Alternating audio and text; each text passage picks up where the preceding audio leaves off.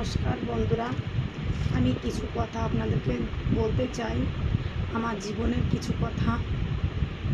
তো প্লিজ বন্ধুরা, আপনারা ভিডিওটা উপর দিকে টানবেন না। আপনারা প্লিজ দয়া করে ভিডিওটা প্রথম থেকে শেষ পর্যন্ত কষ্ট করে ধৈর্য ধরে দেখবেন। ভিডিওটা উপরে টানবেন না, আগে দেখবেন, তারপরে আপনারা পাশে। তো বন্ধুরা, আমি ডাক্তারখানায় গেছিলাম, হয়তো এর আগে একটা ভিডিও আপনারা দেখেছেন যে আমার ব্রেন টিউমার হয়েছে। টিউমারটা এই পোর্শনে হয়েছে।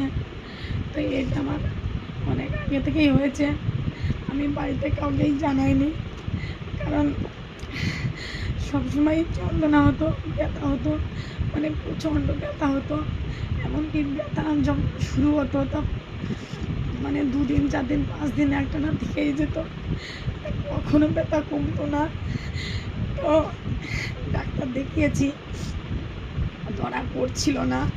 তো অনেক জায়গাতেই আমি বর্ধমানে দেখিয়েছি, তারপর অনাময়ে দেখিয়েছি, আমাদের বাড়ি যেখানে সেখানেও হসপিটালেও দেখিয়েছি।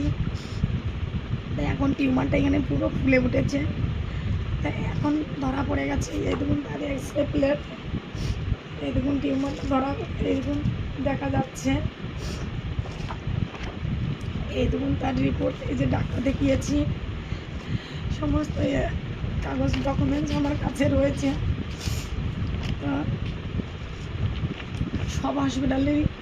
সব হসপিটালের ডকুমেন্টস আমার কাছে রয়েছে। এটা হবার জন্য একমাত্র দায়ী আমার স্বামী, তার জন্যই আমার এটা হয়েছে। কারণ তার সঙ্গে বিয়ে হবার পর আমি কোনোদিনও সুখ পাইনি, শান্তি পাইনি, কোনোদিন পেটে খাবার পাইনি, এমনকি জামা কাপড়ও পাইনি। আমার কোনো শরীর খারাপ হলে ডাক্তার দেখানোর জন্য কোনো ওষুধ খাবার টাকা পাইনি। এমনকি বাচ্চা হয়েছে, বাচ্চাটা যে পেটে ছিল তার জন্য আমি যে ডাক্তার দেখাতে যাবো, টোটোয় করে যাব, তার জন্য কোনো আমাকে একটা টাকা দেওয়া হয়নি। এমনকি আমাকে ওষুধ খাবার জন্য কোনো টাকা দেয়নি। নানান টেনশনের ফলে আজ আমার এই পরিণতি। তাকে আমি বিয়ের পর থেকে এতটা বছর খাইয়েই গেছি। যতদিন আমি খাওয়াতে পেরেছি ততদিন আমি খুবই ভালো ছিলাম। এখন আমি খাওয়াতে পারি না, এখন আমি ভালো না। তো আপনারা বলুন, আমি আমার ছেলেকে বাচ্চাকে খাওয়াবো